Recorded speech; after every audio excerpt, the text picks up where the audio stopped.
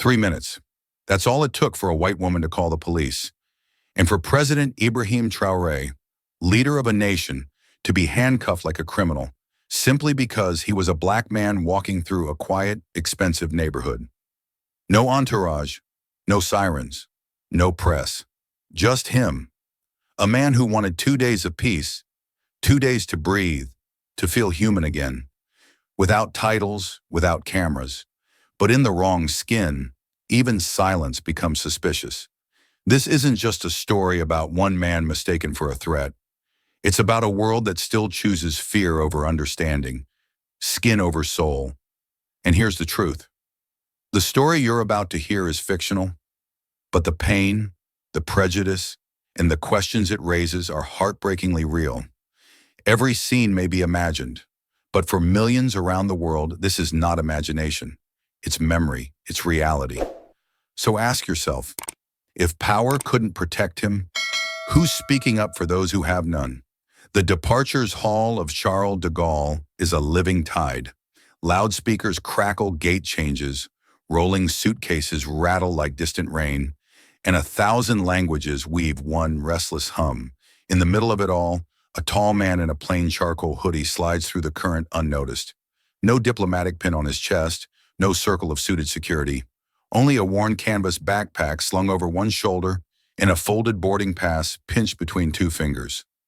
President Ibrahim Traoré has never felt so invisible. He tells himself that's exactly the point. For 48 hours, 48 heartbeats of freedom, he calls it, he will not hear the word excellency, will not pose beneath chandeliers, will not sign one more paper that claims to fix a world already broken. He is here to breathe ordinary air, to marvel at a miracle of birth, to kiss 3 tiny foreheads before anyone knows he came. He pauses beside a floor-to-ceiling window. Outside, steel wings glitter under a winter sun so bright it hurts his eyes. A news ticker on a suspended screen shows his own face speaking at last month's AU summit. He turns his back to it, tugging his hoodie lower, amused by the irony. The world is broadcasting Ibrahim Traoré, while Ibrahim Traoré is hiding in plain sight. 48 hours, he repeats inwardly, as if the words themselves are a password to another life. Just be a man, Ibrahim.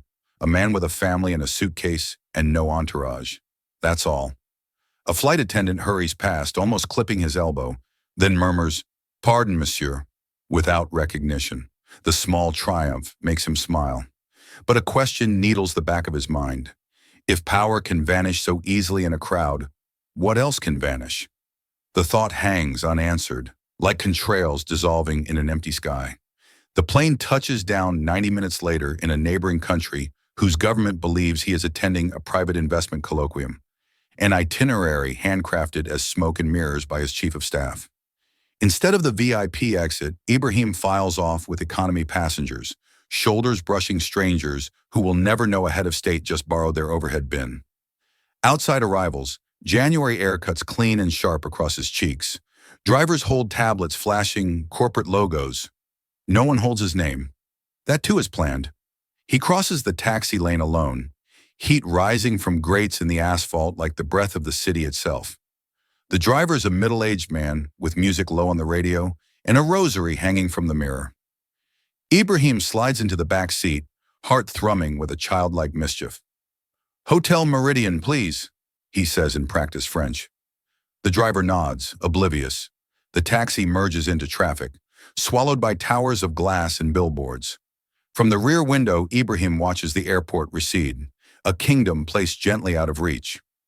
Inside the hotel lobby, all marble, brass, and the hush of money, he keeps his hood up until the elevator doors close. Only then does he exhale, a laugh escaping, half relief, half disbelief. Have I really slipped the net? As if to test it, he pats the pocket that should hold an official phone. He left that device in his office safe. In its place, an inexpensive handset, prepaid, untraceable, already loaded with one number, his cousin Aisha's. Up in room 1204, city lights glitter beneath a twilight haze. He does not switch on the chandelier. Darkness feels protective. Removing the hoodie, he reveals a simple cream Henley. No cufflinks, no hidden microphone. He sits on the edge of the bed and lets the silence pour over him, a luxury rarer than gold. Yet silence has an echo, and in it swims a doubt. Can a man outrun the gravity of who he is, even for 48 hours? Ibrahim shakes it off, pulls out a slim envelope, a handwritten map from Aisha with one sentence underlined twice. Come alone. I want my girls to meet the real you. He memorizes the turns. Ring Road, Linden Avenue, Oak Ridge Estate, House 42, then burns the paper in the bathroom sink, watching edges curl like autumn leaves. Ash spirals up the vent. The secret is now only in his head, and there it must stay. Midnight finds him at the lobby desk, settling the bill in cash. Early flight, he lies with a polite yawn. Outside, a single taxi idles. He gives an address close to, but not quite at, Oak Ridge Estate. One more layer of caution. The bellhop offers to carry his bag. Ibrahim declines. The doorman offers an umbrella. He shakes his head. As the taxi pulls into the sleeping city, neon reflections strobe across the windshield. Ibrahim feels the roads unspool ahead like film yet to be exposed. Somewhere beyond those lights, 3 newborns are breathing their first dreams, unaware an Uncle President is racing toward them. And somewhere, perhaps just a wrong turn away, waits the moment everything will go violently, fatefully wrong. But for now, the night is gentle. The meter clicks softly, and Ibrahim Traoré, citizen, brother, dreamer, leans back, finally weightless, chasing 48 impossible hours that he hopes the world will never notice. Or so he believes. The taxi eased to a stop at the edge of Oak Ridge Estate, a gated community known for its manicured symmetry and old money charm. Even in early morning haze, the neighborhood exuded a certain kind of wealth that didn't need to announce itself. The trees stood unnaturally tall and precise, trimmed as if sculpted, and the air smelled faintly of lavender and ironed linen.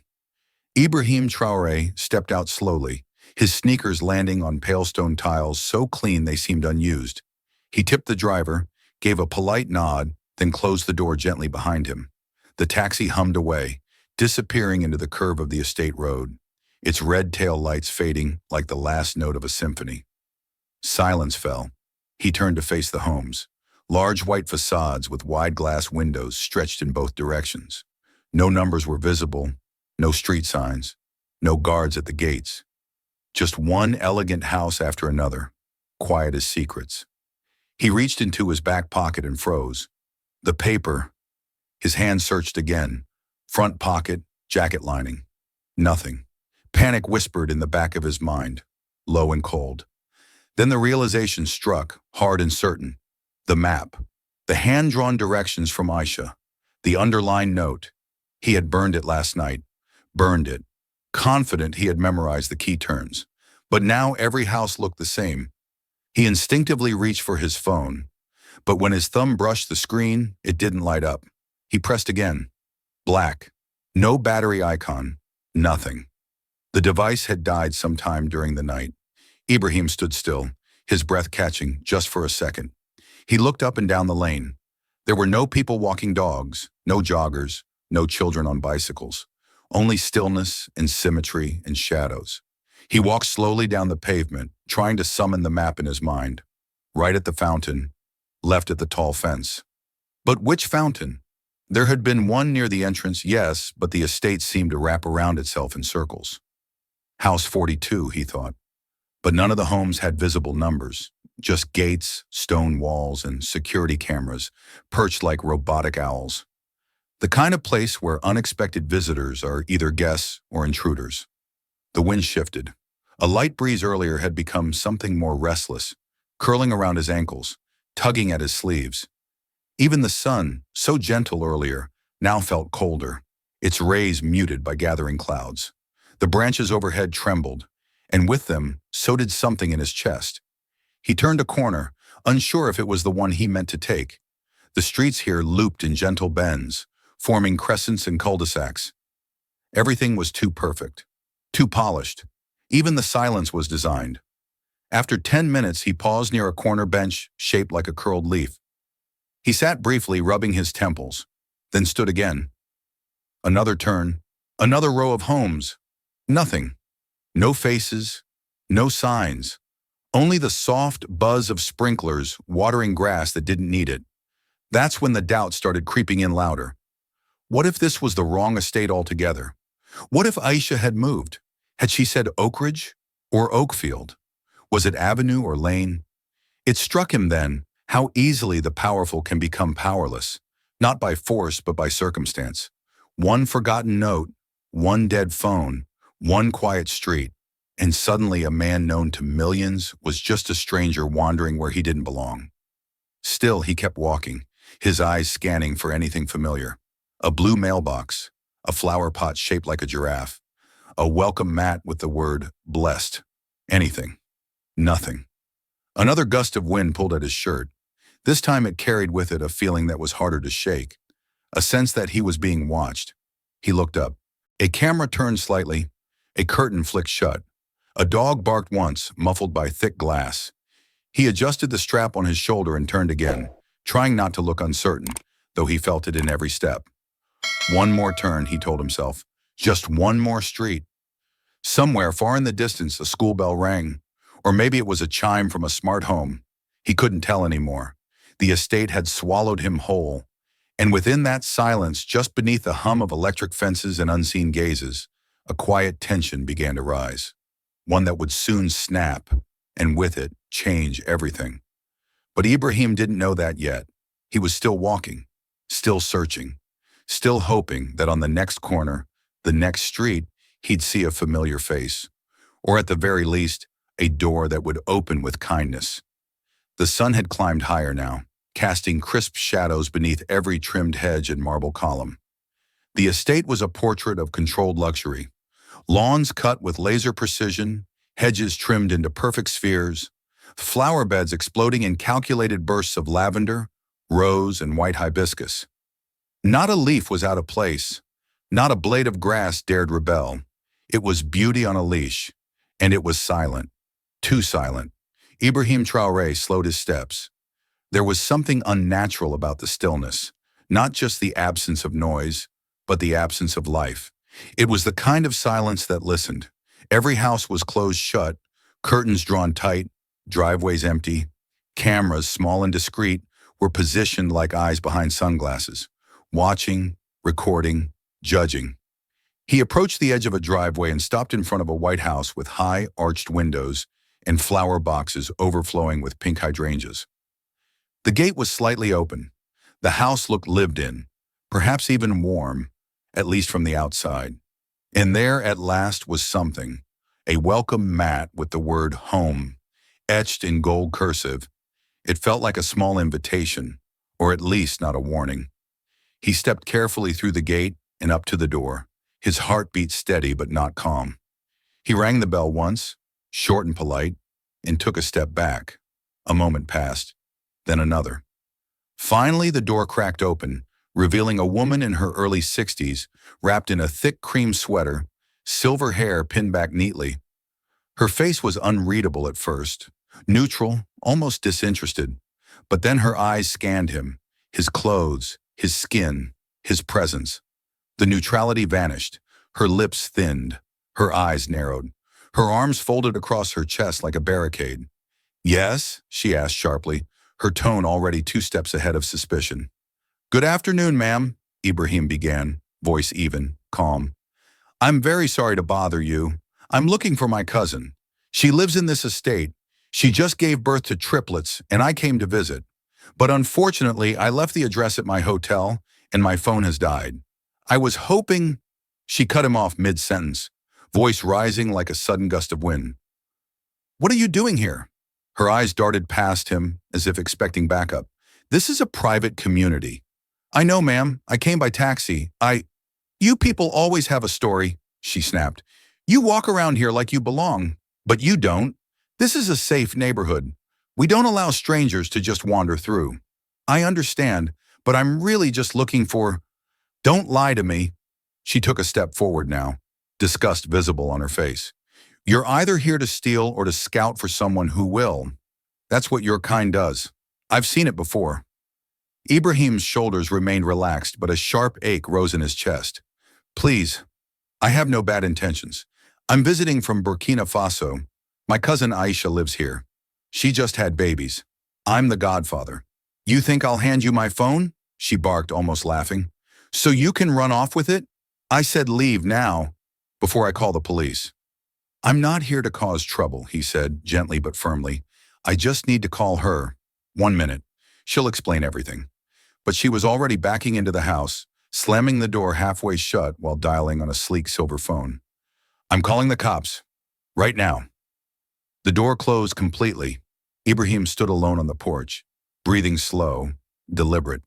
The hydrangeas swayed gently behind him in the breeze, as if unaware they were growing beside a battlefield. Across the street, a curtain flicked. A man stared from behind glass, then vanished. Somewhere in the distance, a siren began to rise. Faint, approaching. And Ibrahim, president of a nation, godfather of 3 newborns, remained still on a stranger's doorstep, accused, unwanted, and waiting for the storm to arrive. The sound started like a distant hum, barely distinguishable from the soft rustle of trees in the morning breeze. But within seconds it swelled into a high-pitched wail, sharp, urgent, unmistakable. Sirens, 2 of them, getting closer. Ibrahim Traoré didn't move.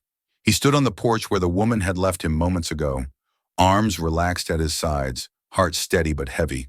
He could feel it in the air, the change, like a thunderstorm building behind clear skies. This was no longer a misunderstanding. It was becoming a situation. Down the pristine street, 2 police SUVs rounded the corner, lights flashing red and blue across the white facades of million-dollar homes. Their tires squealed faintly as they rolled to a stop, offset slightly from one another, boxing in the narrow lane. The sirens cut out, and for a moment the world was caught in eerie silence, broken only by the soft click of doors opening. 4 neighbors watched from behind curtains, slits in the fabric barely an inch wide, eyes flickering nervously behind glass. One man stepped onto his porch and folded his arms. Another peeked through a kitchen window, phone in hand. Recording? Or calling someone else? 2 female officers emerged from the lead car, uniforms crisp, expressions focused. Their hands hovered close to their belts, not yet threatening, but prepared. One of them glanced at the house, then at Ibrahim, who stood calmly in plain clothes, neutral-toned shirt, black jeans, no bag in hand, just a man on a porch. But in this neighborhood, being a black man without explanation was already too much. There he is, the woman from earlier called out from behind her half-open door, voice trembling with both righteousness and theatrical fear. He's been knocking on houses. I told him to leave, but he refused. I don't feel safe. The taller officer stepped forward. Sir, do you live here? She asked, her voice controlled but clipped. No, Ibrahim said politely. I'm just visiting. I'm looking for my cousin. Visiting who? The second officer cut in, tone harder. My cousin, Aisha. She lives in this estate. She just had triplets. I came from Burkina Faso to... Do you have ID? The taller officer asked. Yes, it's in my pocket, Ibrahim replied, slowly reaching toward his jacket. Don't, the second officer snapped. Her hand moved instantly to her holster. Keep your hands where we can see them. He froze. Eyes widened, not in fear but disbelief. I'm not a threat, he said quietly. Hands on your head, she commanded. He obeyed, slowly, carefully, like he was walking a tightrope in the dark. I was just trying to call her, he continued. My phone is dead. I forgot the address. That's all. You're already in trouble, the second officer said sharply. This is a secure neighborhood. You shouldn't be here in the first place. Who let you in? I came by taxi, Ibrahim answered, his voice still even, but now tinged with weariness. We'll find out at the station, the officer muttered. She stepped behind him. Turn around. Please, Ibrahim said one last time, almost softly now. Just call my cousin. She'll explain everything. But they weren't listening. The taller officer pulled his arms behind his back.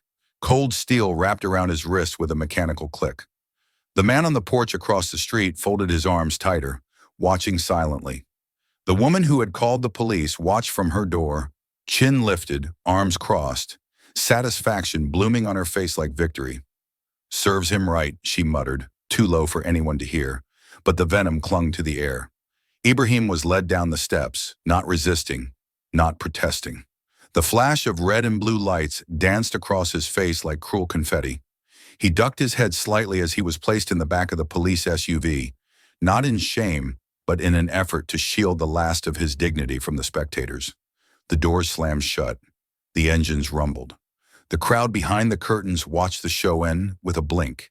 And in the back seat of the cruiser, a man who governed millions stared straight ahead, calm on the outside but burning on the inside. Not because he had been arrested, but because he knew how many others had no voice at all. The handcuffs were colder than he expected, not just cold in the physical sense, though they bit into his wrists with a metallic chill, but cold in what they represented: suspicion, rejection, and the quiet humiliation of being seen not as a person, but as a threat. Ibrahim Traoré had worn ceremonial chains of gold during state visits. He had signed declarations with pens worth more than this entire patrol car. He had held the hands of grieving mothers and raised the hopes of a nation. But now all of that meant nothing. All it took was one woman's assumption and two officers who chose to see skin before identity. He had said almost nothing since the cuffs clicked into place. There was nothing more to say, not to them. He sat stiffly in the back seat of the police SUV, his arms locked behind him, his back pressed uncomfortably against the hard plastic seat. The windows were tinted, but not enough to hide him from the curious eyes outside. A man on a bicycle slowed, peered through the glass, then casually rode off. A teenager from a nearby house pointed his phone toward the vehicle, recording. Somewhere, a woman, maybe the same one who had called, stood at her gate, phone in hand, face smirking, as if she'd just won something. No one looked surprised. No one looked angry. Most looked entertained. Ibrahim turned his head slightly, catching his own reflection in the glass. What did they see? Not a head of state, not a visitor, not even a man with a story worth hearing. Just another black man in cuffs in the wrong neighborhood, another headline waiting to be misread, another video without context. He inhaled slowly, letting the air sit heavy in his lungs before exhaling. The movement made the cuffs shift against his skin, sharp, biting. They weren't designed for comfort. They were designed to restrain, to remind. The officer in the passenger seat adjusted her radio, murmuring codes into it. The driver glanced at Ibrahim through the mirror, then quickly looked away, uninterested. They hadn't asked him another question since they loaded him in. No request for clarification. No attempt to contact the cousin he mentioned. The presumption had already been made. In their minds, the case was simple. Man, dark skin, no address, no explanation they found believable. Cuffed, done. Ibrahim leaned slightly forward. His voice when he spoke was quiet but clear. "I am the president of Burkina Faso," he said evenly, as if it were just a fact, not a defense, not an argument. There was a moment of silence in the front seat, then laughter, short, dry, and disbelieving. "Nice try," the driver muttered, shaking his head. "Everyone's a president these days," the passenger added with a scoff. "I'm serious," Ibrahim replied, his tone unchanged. "My name is Ibrahim Traoré. You can search it." "Sure," the driver said, sarcasm thick in his voice. "And I'm the King of France." They both chuckled, clearly used to hearing desperate people say desperate things. Ibrahim didn't respond. What was the point? He wasn't desperate. He was disappointed. They turned a corner. The estate disappeared behind them. A billboard flashed by, advertising a luxury car, or maybe a security system. He didn't catch the details. His focus remained steady. Not on the scenery, not on the officers, but on the truth. If this could happen to him, how many others were sitting in cells right now for nothing more than being misunderstood, misjudged, unseen? The silence in the car grew heavier. The radio crackled, street signs changed. The city opened up. Still cuffed, still unacknowledged, Ibrahim rested his head lightly against the window and whispered, not to them, but to himself. If I'm treated like this with a title, what happens to those with none? No one answered, but the question wouldn't leave him. It hung in the air, sharp and unrelenting, echoing through the vehicle louder than the sirens ever had. The sun filtered gently through sheer curtains, painting soft golden patterns across the living room floor. Aisha sat on the edge of the couch, rocking one of the newborns in her arms, the baby's tiny hand wrapped around her pinky finger. The television was on, but muted, its flickering images offering nothing of interest. Just background movement, a substitute for the silence that was slowly growing heavier around her. Beside her on the coffee table lay 3 bottles of warm milk, a half-folded baby blanket, and her phone, screen dark, untouched for the last hour. She had checked it every 5 minutes, sometimes more, waiting for a message, a missed call, a single sign, anything. Her husband, Michael, walked in from the kitchen holding a second baby in his arms. "Still nothing?" he asked gently, though he already knew the answer. Aisha shook her head. "His phone's still off." Michael sat beside her, careful not to jostle the baby. "Maybe it died. You know he wanted to keep everything low-key. Probably just forgot to charge it." She nodded but didn't respond. She was staring at the door now, as if willing it to open. "But he said he'd be here before 9. It's almost 10:30. Michael glanced at the clock. 10:27 a.m. "He's never late," she whispered, mostly to herself. She gently shifted the baby in her arms and reached for her phone again. Opened the contact. Pressed call. The line didn't ring. It went straight to voicemail, just like before. "Still off," she said flatly. Michael hesitated, his brow furrowing slightly. "He took a taxi, right? Straight from the hotel?" "That's what he said. No security, no staff. Just him." She looked at him now, her voice quieter. "He said he wanted to feel normal again. Just for 2 days. Michael gave a soft, tired laugh. "Normal doesn't exist when you're the president of a country." Aisha didn't laugh. She stood up, walked slowly to the window, and peered out at the quiet street below. Nothing unusual. A delivery van parked across the road. A boy riding a scooter past the mailbox. Peaceful, ordinary. But something inside her twisted. She had grown used to worrying. 3 premature babies and the whirlwind of motherhood had conditioned her for it. But this was different. This was something she couldn't explain, and that made it worse. "I should have sent the driver," she murmured. "He insisted, Aisha," Michael reminded her. "He wanted to do this alone." I know," she said quickly, then paused. "But still, this isn't like him. He's not the kind of man who gets lost. He's not careless."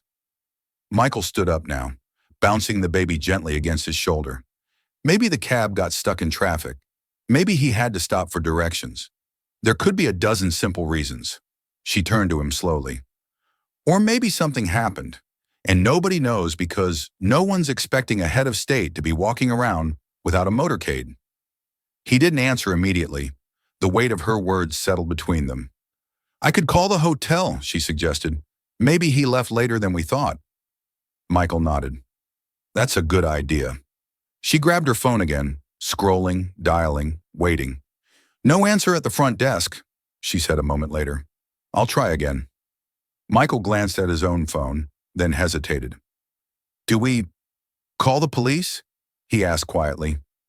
"I mean, we don't even know where to send them, but—" Isha's eyes darted to him. "Call the police? What would we even say? We lost the president?" "I know how it sounds," he replied, "but I'm just saying, what if he asked someone for help and they misunderstood?" She didn't answer. She looked down at the baby now, asleep in her arms, then back at the silent phone screen. A dull ache began to form in her chest. Not panic, not yet, but something close. Something that knew instinctively when the world had begun to shift. The door clanged shut with a finality that echoed far louder than its actual sound. A thick metallic clunk, followed by the faint scrape of the bolt sliding into place, and then silence. The kind that didn't just fall, but settled, heavy, on everything it touched. Ibrahim Traoré sat on the edge of a metal bench, his hands resting loosely on his lap, the cuffs finally removed but their ghost still present, etched as a tight ache around his wrists. The room was small, barely 3 steps in any direction. Its walls the dull gray of industrial paint left to age, the air tinged with old sweat and disinfectant. A dim yellow bulb buzzed overhead, flickering slightly, casting uneven shadows on the floor. There was no window, no clock, No nameplate, just concrete, metal, and silence. For a man who'd walked through marble halls and addressed global summits, this space felt otherworldly, like falling from the peak of a mountain into a forgotten basement. He didn't belong here, and yet, here he was. No officer had asked him a single question since they arrived. No one had offered a phone call. No one had confirmed his name, checked his passport, or even bothered to look at the ID now in an evidence bag somewhere outside the door. They had ushered him through security, past a series of humming fluorescent lights, and into this cell with the same impersonal efficiency used to process stolen bicycles. The only human contact he'd received was the grip on his arm guiding him in, and even that was more duty than interaction. The officer who locked the door didn't speak. She didn't look at him. She just closed it and walked away, the sound of her boots growing faint with each step. Now Ibrahim was alone, not just physically, but in a way that dug deeper. He leaned forward, elbows on knees, staring at the scuffed floor beneath his feet. His mind, still sharp despite the fatigue, began to spin through memories not often revisited. The protests in Ouagadougou when he was barely 21, the gas, the chants, the arrests. He had marched beside farmers and students, stood against corruption, and promised justice when the world turned away. He had been jailed once before, young, idealistic, angry. Back then, the walls were rough and the room smelled of mildew and revolution, but this was different. Back then, he knew why he was in a cell. Now he was here not because of what he had done, but because of what someone else thought he might do. He closed his eyes briefly. Behind them, the woman's voice replayed, "You people always have a story." And then the officers, "You're already in trouble." He had heard variations of those phrases his entire life, in airports, checkpoints, meetings where his credentials were triple-checked while others sailed through. But they had never hit as hard as they did now, not because of the words themselves, but because of their ease. How smoothly people assumed, how quickly they acted. He rubbed his wrist. The phantom sting was fading, but the sting beneath his skin, the one that had nothing to do with steel, was only getting stronger. He stood and paced slowly. 3 steps forward, 3 steps back. No mirror, no clock. Just his reflection faintly visible in the shine of the steel door. A ghost of a man, undefined, unrecognized. Somewhere beyond this room, his cousin was waiting. The babies were breathing their first breaths without ever knowing their uncle was this close. Somewhere, someone might even be watching the news, wondering where the president had gone. But here, no one wondered. No one cared. Here, he was not president, not guest, not even a man with a reason. He was just someone in the wrong place, wearing the wrong skin. Ibrahim sat back down, exhaled slowly, and let the silence settle again. Not in surrender, but in thought. Because if he, with all his titles and all his power, could disappear so easily into this room without a name, then the world was far more broken than he had ever feared. Silence had a texture in this place, thick, granular, like dust motes swirling in a shaft of light.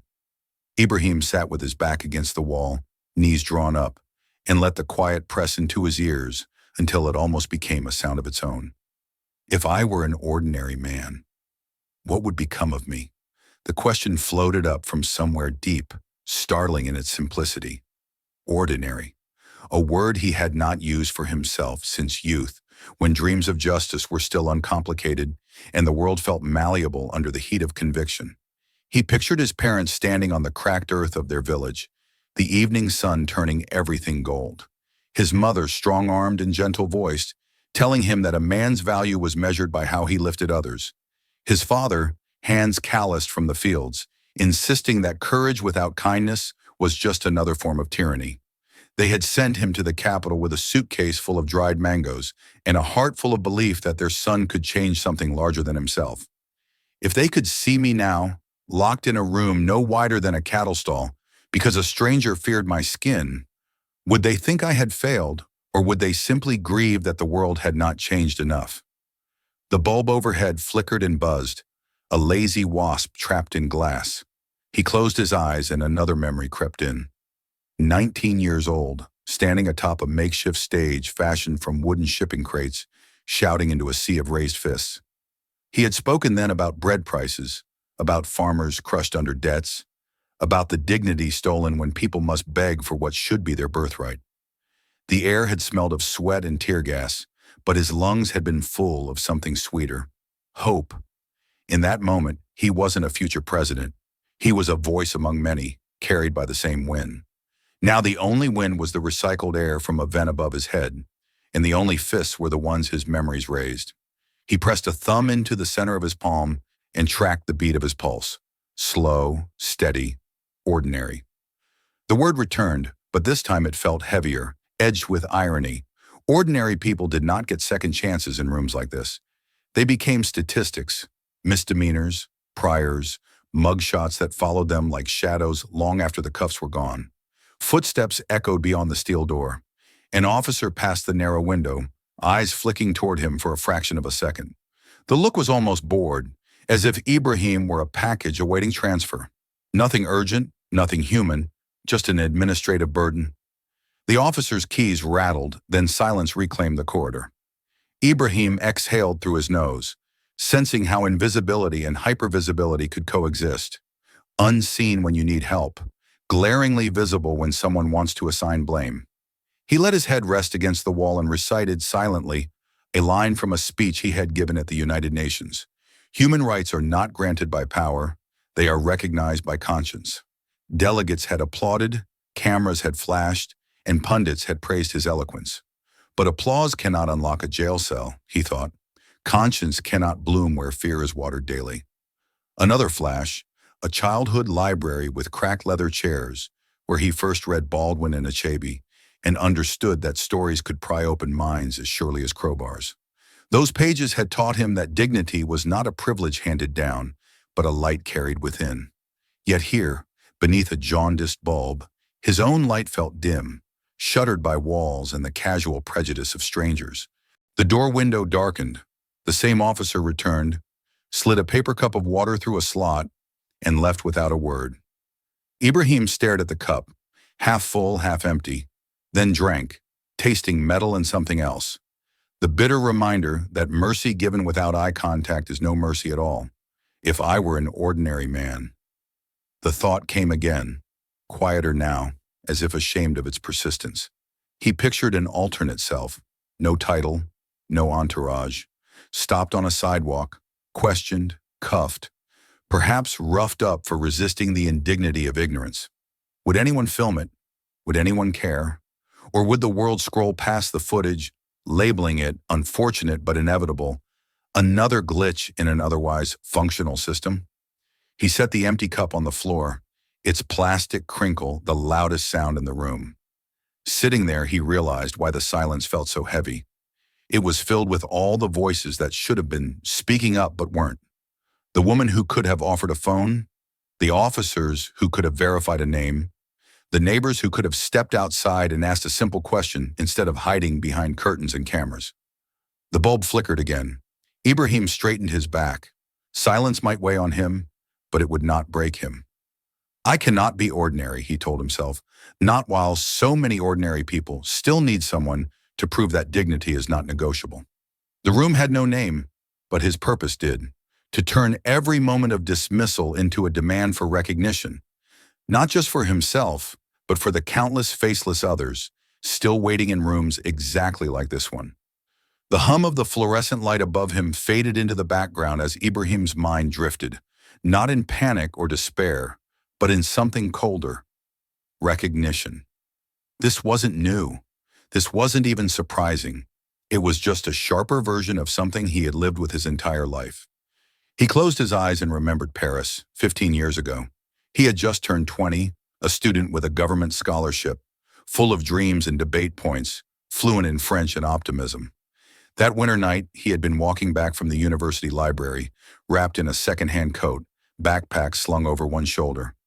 Snow was falling, soft and harmless. The flashing lights had come suddenly then, too. Two officers stopped him on a narrow street near the Seine, asking for his papers. Not impolite, at first, but suspiciously curious. Where was he going? What was in his bag? Why was he out so late? He remembered the way they looked at him, not at his eyes, not at his student ID, but at his skin, as if it answered every question before he could open his mouth. He had smiled, polite but firm. He had offered his documents, even his student registration. Still, one of the officers had asked him to open the backpack. They had checked every book, every pocket. He remembered one of them lifting his calculus notebook and shaking it like it might contain something explosive.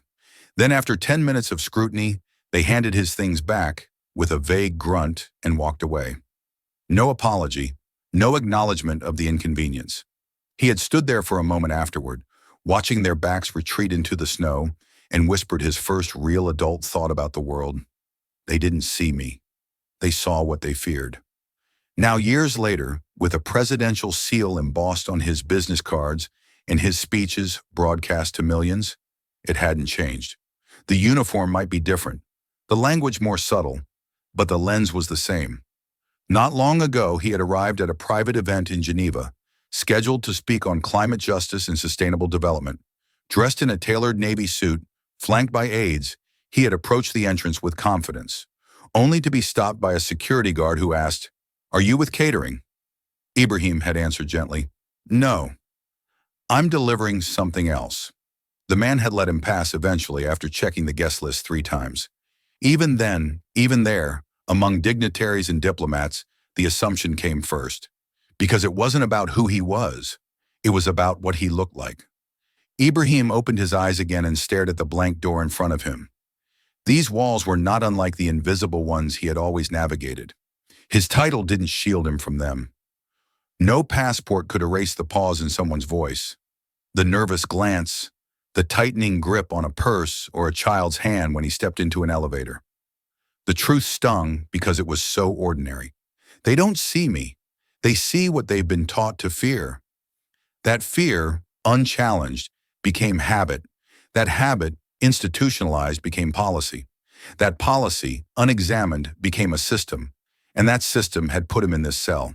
He let the thought settle, not as a complaint, but as a reality check.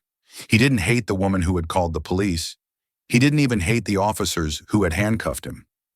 What he hated, what he could never forgive, was how easy it was for them to believe the worst of him without ever asking who he was. He sat upright now, the cold of the bench pressing into his spine like truth. Somewhere behind a desk, someone might be deciding whether to press charges, whether to let him speak. But the real verdict had already been delivered long ago, before the cuffs, before the silence. They hadn't seen him. They never did. And unless something changed, they never would. The clock on the station wall ticked past 5:54 p.m., just 6 minutes before Officer Daniel Mendez officially began his night shift. He walked through the back hallway of the precinct with a half-eaten granola bar in one hand and his badge lanyard swinging from the other. The place was quiet, predictably so for early evening. A few officers were clocking out, exchanging dry jokes and wary nods. The scent of reheated coffee and stale paperwork lingered in the air, blending with the low murmur of dispatch radios. Daniel was new, barely 2 months out of the academy, and still carried the fresh energy of someone who hadn't yet been jaded by routine. He liked observing, learning, absorbing everything around him. Every call, every arrest, every face had a lesson. But tonight, as he made his way past holding cell 2, something made him pause. There was a man sitting inside, not pacing, not shouting, not slumped in rage or resignation like many detainees Daniel had already seen, but calm, still, composed in a way that felt unusual. The man sat on the metal bench with his back straight, his hands resting loosely on his lap. His clothes were neat, his demeanor reflective. He didn't fit the usual profile, not in posture, not in energy. There was no aggression, no twitchiness, no defeat. Just presence. Daniel narrowed his eyes and stepped closer to the narrow window set into the steel door. The yellow light from the ceiling bulb cast a faint shadow across the man's face, but it was clear enough. Mid-30s, strong features, eyes that were tired but aware, like someone who had seen too much but hadn't let it dim his fire. He didn't look afraid. He didn't look angry. He just looked Out of place. Daniel tapped lightly on the glass and waited. The man looked up, expression unreadable but polite. Daniel unlocked the door with his keycard and stepped inside. "Good evening, sir," he said carefully. "Evening," the man replied. His voice was low, clear, and deliberate. "I'm Officer Mendez," Daniel offered, not out of protocol but courtesy. "I just started my shift. They didn't brief me much about your case. Mind if I ask your name?" The man hesitated, not out of secrecy, but more as if he was weighing whether it would even matter. Finally, he said, "Ibrahim Traoré." Daniel blinked. The name stirred something faintly familiar. He repeated it in his mind. Traoré. Ibrahim Traoré. "You mean, like the president of—" "Yes," the man said with a trace of quiet resignation. "Burkina Faso." Daniel stood still for a moment, then gave a small, skeptical chuckle. Not mocking, but cautious. "You're serious?" "I am." "Okay," Daniel said slowly. "Hang on 1 second." He stepped back into the hallway, closing the cell door gently behind him, but not locking it. He walked briskly toward the nearest computer terminal, slid into the chair, and typed, "Ibrahim Traoré, Burkina Faso." The screen loaded in seconds. There he was, photo after photo, articles, news videos, speeches, UN summits, presidential visits, humanitarian projects, dozens of results, all featuring the same man currently sitting quietly in holding cell 2. Daniel's jaw slackened. His heart gave a single hard thud in his chest. This can't be real. He scrolled faster, cross-referenced birth date, recent photos, clothing style. It all matched. It was him. It was really him. "Jesus Christ," Daniel whispered under his breath. "What did they do?" He bolted back down the hallway, badge swinging wildly. Reaching the cell, he swiped his card again and pushed the door open. "Sir?" His voice was now laced with a mixture of disbelief and embarrassment. I'm so sorry. There's been a terrible mistake." Ibrahim stood slowly, not triumphant, not accusatory, just calm. "I told them who I was," he said softly. "No one listened." Daniel ran a hand through his hair. "They thought you were trespassing? That doesn't even—" He stopped himself. There was no point finishing that sentence. "I'm going to get this sorted out right now," he promised. "You shouldn't be here. Not like this." As he led Ibrahim out of the holding cell, the hallway seemed suddenly colder, quieter. Daniel knew instinctively that this wasn't just about correcting a clerical error. This was a failure of something far deeper, something embedded in the way people saw, assumed, judged. And for the first time in his short career, Daniel felt the true weight of a badge. Not the power it gave, but the responsibility it demanded. Daniel didn't walk. He ran. Down the hallway, past the tired clack of keyboards and the buzz of vending machines, his heart thudding with a mix of urgency and disbelief. His boots hit the tiled floor with short, quick slaps, drawing the attention of a few officers lounging by the main desk. He didn't stop. He reached the report station, where 3 officers sat sipping burnt coffee from paper cups and chatting about a noise complaint from earlier that day. Without a word, Daniel pulled up a browser on the shared computer, slammed the keyboard, and typed furiously. He turned the screen toward them. "That man you arrested this morning," he said breathlessly, "he's the president of Burkina Faso." Silence fell instantly. One officer leaned forward. Another lowered his coffee mid-sip. The third blinked slowly, processing. On the screen, official articles flashed. President Ibrahim Traoré addresses UN. President meets with EU leaders. President calls for global equity. His face, the same face they had watched through a cell window, was everywhere, suited and confident, surrounded by world leaders.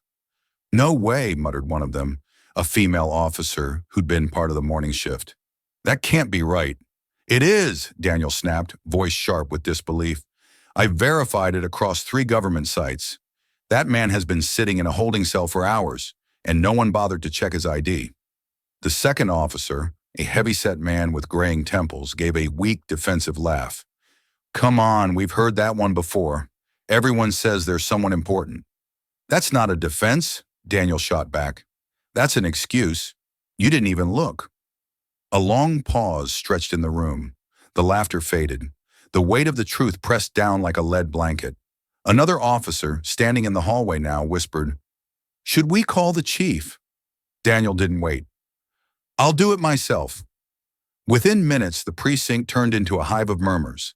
Phones buzzed, eyebrows furrowed, conversations dropped to hushed tones. The name Ibrahim Traoré passed between lips like a curse and a prayer. Some officers looked horrified. Others exchanged uneasy glances, as if silently calculating their part in the unfolding mistake. The station chief arrived 10 minutes later, his tie loose, sleeves rolled, face flushed with fatigue and concern. "Where is he?" he demanded, eyes sweeping the room. "In cell 2, Daniel answered. "But I already let him out. He's in the waiting room." "You what?" "He's the president of a country," Daniel said firmly. "I wasn't going to leave him locked in a box just because we didn't do our jobs." The chief hesitated, half impressed, half furious, but he said nothing. He gave a curt nod and followed Daniel down the corridor. Back at the waiting area, Ibrahim sat on a plastic chair, elbows resting on his knees, watching the door quietly. He looked exactly as he had in the cell, composed, still, dignified. The only thing that had changed was the room. Daniel stepped forward. "Sir," he said softly, "this is the station chief." Ibrahim stood, not in anger, not in outrage, simply out of habit, an old reflex of respect he had learned from his father. The chief offered a handshake. "President Traoré, there's no excuse. Ibrahim gently lifted a hand. "There's no need to explain. I told them who I was." He looked at Daniel now, his voice calm. "He's the first one who listened." Daniel felt his chest tighten. The praise didn't feel like a compliment.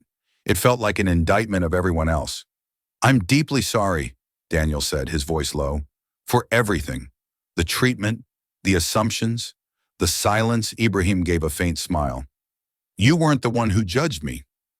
"But I wear the same uniform," Daniel replied. Around them, the air was tense with the awkward presence of officers now slowly gathering at a distance. Some curious, some embarrassed, others unsure whether to step forward or step away.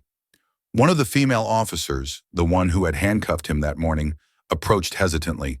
Her posture lacked the confidence from earlier. "Mr. President," she began, voice cracking slightly, "we're truly sorry. We were following protocol." "No," Ibrahim said gently but firmly. "You weren't following protocol. You were following a pattern." Her face fell. He didn't say it cruelly. He said it like someone who'd had to say it too many times before. Daniel cleared his throat. "We'll help you charge your phone, arrange transport, anything you need." Ibrahim looked at him for a long moment and nodded. "Then let's begin with that. Because somewhere, just a few streets away, 3 little girls are waiting to meet their uncle." And with that, the silence in the station cracked, not with words but with awareness. Something had shifted, not just in one room, but in the gaze of everyone who now realized what, and more importantly, who they had failed to see. The small office Daniel brought him to had a window overlooking the side parking lot, where the evening light was beginning to fade into a dusky gold. The buzz of voices outside the door had dimmed, some from embarrassment, others from quiet shame. No one tried to stop them. No one had anything more to say. Ibrahim sat in a cracked leather chair, elbows on the armrests, eyes fixed on the desk in front of him, where his phone now rested, finally plugged into life. Daniel crouched next to the outlet, watching the screen light up. "It might take a minute," he said, trying to ease the tension. "Old phones charge slow." Ibrahim gave a faint, tired smile. "Old phones still carry the most important calls." The blue battery icon blinked once. Then the screen came alive. Within seconds, the phone vibrated sharply in his palm. Once, then again, then a third time. The caller ID flashed. "Aisha." He answered instantly. "Aisha," he said, voice low but steady. "Ibrahim." Her voice broke on the first syllable. "Where are you? Are you okay? We've been calling and calling. I've been going crazy." "I'm fine," he interrupted gently, though his throat tightened with every word. "I'm okay now. I'll explain everything when I get there. Just hold the babies for me, all right?" There was a pause and then a shaky breath from her end. Are you sure you're all right? You sound tired. I am, he admitted, but not because of the journey, because of everything else. She didn't press. She didn't need to. He had always carried his pain quietly, even as a boy. She knew when to ask and when to wait. We'll be here, she said softly. Just come home. He nodded, though she couldn't see it. I'm on my way. He ended the call, staring at the phone for a moment longer before setting it down. His eyes glistened, not from weakness, but from a well of emotion that had been sealed for hours. Anger, disappointment, exhaustion, and above all, the aching relief of being heard at last. Daniel stood near the door, arms crossed lightly, unsure whether to speak. Ibrahim looked up at him. She thought something terrible had happened, and she was right. Daniel nodded slowly. I'm sorry it took this long. I wish I'd checked sooner. You did what mattered, Ibrahim replied. You looked. Minutes later, the station arranged for a car, an unmarked sedan, quiet and clean. No police escort, no lights. Just transportation, as plain as the man who stepped into the back seat. As they exited the side door, Daniel walked beside him. The air outside had cooled, the heat of the afternoon fading into a crisp breeze. The building behind them loomed gray and indifferent, like it had always been there and always would be. Before Ibrahim stepped into the car, he turned slightly and looked back at the precinct. His eyes scanned the structure, not in anger, but with the quiet scrutiny of someone who had once believed the system was slow to act, but ultimately fair. Now he knew better. Fairness required effort. Justice required will, and dignity required vigilance. Daniel opened the door for him. You'll get there in 15 minutes. I already texted your cousin, the ETA. Ibrahim nodded, stepping in. Thank you, Officer Mendez. Daniel hesitated, then extended his hand. Just Daniel, sir, please. Ibrahim took it. Then just Ibrahim. The handshake lingered for a beat longer than necessary, because it wasn't just a gesture of manners. It was a quiet pact between the world that had failed and the people trying, imperfectly, to change it. The car pulled away slowly, the engine purring into the silence. From the rear window, Ibrahim looked back one last time. His eyes were tired, yes, but they held something deeper now. Not bitterness, not fear, resolve. It started as a whisper, a quiet leak in the digital noise. A low-resolution photo, likely taken from a station hallway camera or a smartphone too hastily hidden, appeared on a fringe news account. Unidentified man and holding at precinct name redacted. Sources claim it's the president of Burkina Faso. At first, no one believed it. The idea was absurd. A world leader, detained, in a suburban police station? But within 20 minutes, the image had been shared over 1,000 times. Within an hour, it was on every major social platform: Twitter, Reddit, Instagram, TikTok, each post more frantic than the last. By the second hour, the hashtags began trending. Hashtag wrong man, wrong assumptions. Hashtag president in handcuffs. Hashtag Ibrahim Traoré. And with the virality came the fury. Some comments were instantly supportive, full of heartbreak and disbelief. How does this even happen in 2025? This man has spoken at the UN, for God's sake. If even a president isn't safe, who is? Others showed rage boiling over into despair. This is why people don't trust the system? You handcuffed a head of state because he was black. Let that sink in. But not everyone responded with shame. Some comments defended the officers, clinging to protocol like a lifeline. If he didn't identify himself, how were they supposed to know? Safety first. He could have been dangerous. Sorry, but even presidents aren't above the law.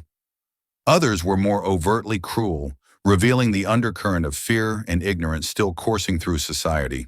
He shouldn't be wandering around neighborhoods like that. Makes people nervous. We don't care who you are. If you look suspicious, you get treated like it. It was a digital storm, chaotic and polarized, but impossible to ignore. News anchors picked it up next. By the evening broadcast, it was a lead story on CNN, Al Jazeera, BBC, and nearly every African media outlet. Video segments showed past footage of Ibrahim addressing global leaders, shaking hands with foreign dignitaries, visiting hospitals and refugee camps.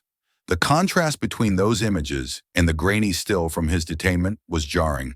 Some commentators were visibly shaken. "This isn't just about misidentification," one journalist said on live TV. "It's about how easily power disappears when wrapped in the wrong skin." Back at the small house on the edge of town, Ibrahim sat in the living room, holding one of the babies in his arms. The infant's breasts were soft and rhythmic against his chest. Aisha sat nearby, bottle feeding another. Michael was scrolling his phone silently, his brow furrowed. Then Ibrahim's phone vibrated on the coffee table. The screen lit up. "Daniel Mendez." He picked up. "Daniel," he said quietly, "you're calling late." There was a pause, like the young officer was still catching his breath. "Sir, I thought you should know. The story's out. It's everywhere. Someone at the station must have leaked it." Ibrahim exhaled slowly. "I figured it would. These things rarely stay in the dark." "There's a lot of noise," Daniel continued. "Most people are outraged. Some are still trying to defend what happened, but no one's ignoring it." Ibrahim nodded, even though Daniel couldn't see him. "Let them talk. Truth doesn't need noise. It just needs time." There was a moment of silence. On the other end, Daniel's voice lowered. "I just want to say, again, I'm sorry for all of it." "I know," Ibrahim replied, "and I believe you. But this conversation, this moment, this isn't just between you and me anymore. The world is watching now. What we do next matters more than what's already done." Daniel cleared his throat. "The chief of police wants to meet with you. The mayor's office has also issued a formal statement of apology." Ibrahim didn't respond right away. He gently rocked the baby in his arms, who had begun to stir.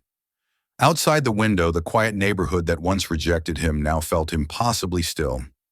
"I'm not angry at a city," he said at last. "I'm disappointed in a pattern." "Should I arrange a meeting for tomorrow?" "Yes," Ibrahim said. "Let them explain what they have learned. But they must do more than apologize. They must listen." As he hung up the phone, Michael looked up from the news feed. "It's all over the internet now," he said. "They're calling it a lesson in identity." Ibrahim gave a faint smile and whispered, more to himself than to anyone else, "Then let it be a lesson." That sticks. The city hall was packed. The mayor's office had organized the press conference hastily, but word had already spread like wildfire. A podium was placed at the front of a modest, wood-paneled chamber, flanked by flags and bathed in the stark glow of television lights. Local reporters filled the front rows, joined by national and international media. Cameramen jostled for angles. Microphones blinked red, ready. The tension was thick. Guilt, shame, curiosity, all coiled in the air like a held breath. The mayor entered first, a tall man with graying hair and deep creases around his eyes. Normally charismatic, today he looked deflated, as if the weight of his office had finally sunk into his shoulders. Following him was the police chief, face drawn, uniform pressed but stiff like armor. Both approached the podium together. The murmurs quieted. The mayor cleared his throat. "Ladies and gentlemen," he began, "we are here today to publicly address a matter that has shaken our city and clearly reached far beyond our borders." He paused. Cameras clicked. No one moved. This week, a visiting head of state, President Ibrahim Traoré of Burkina Faso, was wrongly detained by our police force. This was not a matter of legal error or administrative confusion. It was a failure of judgment, a failure of perception, a failure, above all, of dignity. The police chief stepped up next. "We are trained to protect and serve, but we must also be trained to see, to listen, to think before we act. President Traoré identified himself and was ignored. That is unacceptable.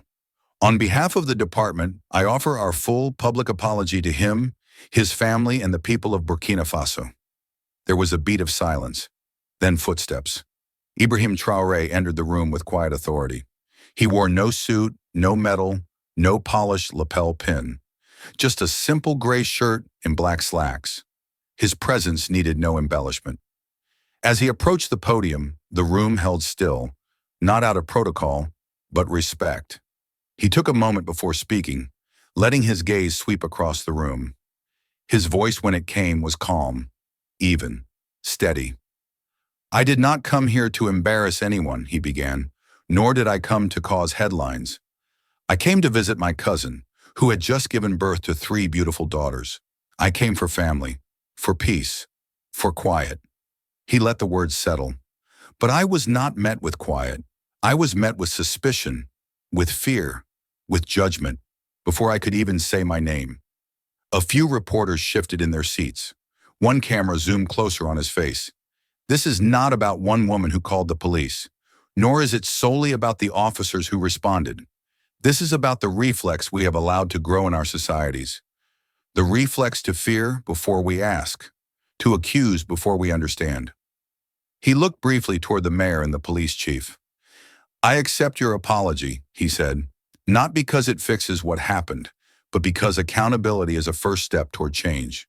He turned back to the cameras, and for a moment it felt as if he were speaking not to the press, but to every living room, every phone screen, every ear that had ever heard silence where truth should have been. "I am not angry," he said, "but I am deeply concerned. Because yesterday I wasn't seen as a president. I wasn't seen as a visitor. I wasn't even seen as a man. I was only seen as a threat." Another pause. "That is the conversation we must now have. Not about me, but about everyone who walks through this world unseen, unheard, unnamed." When he stepped away from the podium, the room didn't erupt in applause. It didn't need to. The silence that followed was louder. He had said what needed to be said, not with fury, but with truth. And the world for a moment listened. Ibrahim Traoré stood steady beneath the glare of the lights, his hands resting calmly on the sides of the podium. The mayor had apologized. The police chief had bowed his head. The cameras were rolling, but the room was waiting, because everyone understood instinctively that this was the moment they'd remember. Not the apology, not the headlines, but the words that would follow. He drew in a soft breath and began. "Yesterday," he said, voice level but rich with weight, "I was not a president. I was not a guest. I was not even a man. I was only a black person in the wrong neighborhood." The silence that followed was not awkward. It was stunned, the sound of people realizing how quickly the curtain of civility can fall. "I was not asked my name. I was not asked my reason. I was not asked anything. Because to ask would be to consider that I might be telling the truth." He looked around the room. Some journalists had lowered their pens. One cameraman swallowed hard. Even the mayor's eyes were fixed on him, unblinking. "I understand fear. I have led a country through it. I have seen men run from bullets and mothers carry the weight of hunger. Fear is real, but fear must not become a justification for injustice, and judgment must not become a habit passed down like a family heirloom." His voice deepened, not in volume, but in force. "When I stood on your streets, calmly asking for directions, I was treated not as a person in need, but as a problem to be removed. I was told to leave. I was called a liar. I was handcuffed while explaining that I was a godfather, not a criminal." He paused. His hands, though still, were tense with contained emotion. This is not about pity. I do not need pity. It is not even about me, truly, because I am one of the lucky ones. I am alive. I have a platform. I have a voice." He leaned slightly forward. The microphone didn't crackle. The moment held. "But what about those who are not believed and not heard? What about those who are silenced before they can speak? What about the young boy who fits a vague description? The girl who's followed through a store? The man whose hands are already up, yet still ends up on the ground?" A soft inhale rippled across the hall, but no one interrupted. No one dared. "I do not want revenge," he continued, his tone turning solemn. "I want awakening. I want people to ask themselves, not just today, not just when it goes viral, but every day, what assumptions do I carry? What fears have I inherited? What power do I wield with my silence?" His eyes swept the crowd again, and he ended, not with anger, not with slogans, but with truth. "I do not stand here today as someone who suffered. I stand here for those who suffer and cannot speak, who never get the chance to correct the story written about them by someone else's fear." And then, a final breath. almost a whisper, but it struck like thunder. "We are not what you fear. We are what you fail to see." When he stepped back from the podium, there was no applause, only stillness, a silence so complete it felt sacred, as though the room itself was holding its breath, afraid even a clap might shatter the weight of what had just been said. In that stillness, Ibrahim nodded once, respectfully, then turned and walked off stage. And the world, watching through every camera, every screen, every headline, sat with those words, unable to look away. That evening, Ibrahim stays at Aisha's house. The living room is filled with soft baby cries and gentle lullabies. He cradles one of the newborn girls in his arms, smiling faintly as she grips his finger. Laughter occasionally breaks the quiet as Michael tries to lighten the mood with jokes, but beneath Ibrahim's smile, a deep weariness lingers in his eyes. He says little. The warmth of family surrounds him, but his mind remains distant, caught between gratitude and heaviness. Later, as the night deepens, Michael joins him on the porch. "You didn't lash out," Michael says quietly, handing him a warm drink. "You had every reason to, but you chose grace. That takes more strength than people realize." Ibrahim nods slowly. It wasn't silence, it was restraint. And the silence that follows is full of understanding. Sitting under the dim porch light, Ibrahim opens up. "I didn't want to be a headline," he says. "I just wanted to feel normal, like any man visiting family. But with this skin, will I ever be seen as just a man?" Michael places his cup down, his face somber. "Not everyone sees us the same. But silence around injustice, that's how racism survives." Ibrahim breathes in deeply. "I've walked through palaces and slums, spoken before kings and commoners. And still in that moment, I was invisible, until I was a threat." Michael looks him in the eye. "Then use your voice, because most don't have one." The house is asleep, but Ibrahim lies awake, staring at the ceiling of the small guest room. The events of the day keep replaying, not just his humiliation, but the deeper question it awakened. If even I am treated this way, what happens to those without a name, without power, without protection? He walks to the window, watching the empty street where it all began, a place of silence, of judgment. His heart aches, not with anger, but with purpose. "I cannot let this fade," he whispers. "Not for me, for those who can't speak." He doesn't need vengeance. What he needs is memory, one the world cannot forget. And in that quiet room, he makes a promise. This will not be the end of the story. The afternoon sun drapes Ouagadougou in soft gold as the commercial flight touches down. No red carpet ceremony, no brass band, just a single convoy car and 3 anxious bodyguards waiting at the edge of the tarmac. One of them shakes his head, half scolding, half relieved. "Sir, you should have let us come." Ibrahim smiles, lifting his small carry-on. "I wanted, for once, to move like an ordinary human being." As they drive toward the capital, familiar sights glide past the window. Market stalls, children playing football in dusty lots, women balancing water jugs. Ibrahim's chest loosens. Home is more than protocol. It is the hum of daily life. And yet the weight of what happened abroad rides with him, silent but undeniable, like a shadow in the back seat. At the presidential residence, the full security detail assembles in a quiet courtyard. Ibrahim faces them, sunlight catching in his dark eyes. "Listen," he says, voice low but firm. "We may share the same skin, yet we do not share the same character. No one, no airport officer, no gated neighbor, has the right to judge an entire people for the deeds of a few." Heads bow in agreement. Moments later, international outlets crowd the gates. Cameras ready. Aides urge him to give a statement.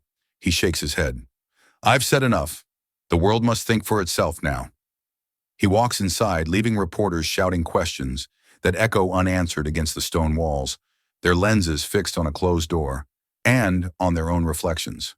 Within days, a 2-minute clip of Ibrahim's City Hall speech racks up millions of views. It spreads beyond borders, subtitled in dozens of languages. Police academies in Europe schedule new modules on implicit bias.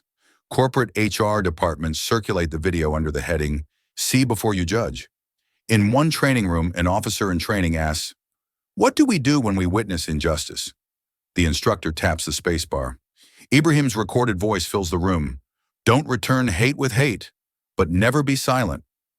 Far away on a quiet afternoon, Ibrahim strolls through Arley National Park. Cicadas drone, acacia branches sway, and the horizon unfurls wide and unhurried. He sits on a weathered bench, tilts his face toward the sky, and lets a small, contented smile settle in. At last, he whispers, I'm seen. This story reminds us that dignity should never depend on appearance, title, or status. Even a president can be reduced to a threat when prejudice clouds perception. But Ibrahim's choice to respond with wisdom instead of rage reveals true strength, the kind that sparks change, not chaos. His silence wasn't weakness. It was a stand for those who remain unheard every day. Justice doesn't begin in courts. It begins in how we see each other. Question to audience. Have you ever been judged unfairly? What would you say to someone who still is? If this story touched you, don't let it stop here. Like, share, and subscribe to Captain of Truth, where every voice matters and every story echoes far beyond the screen. This story is a fictionalized and dramatized narrative created for educational, inspirational, and storytelling purposes.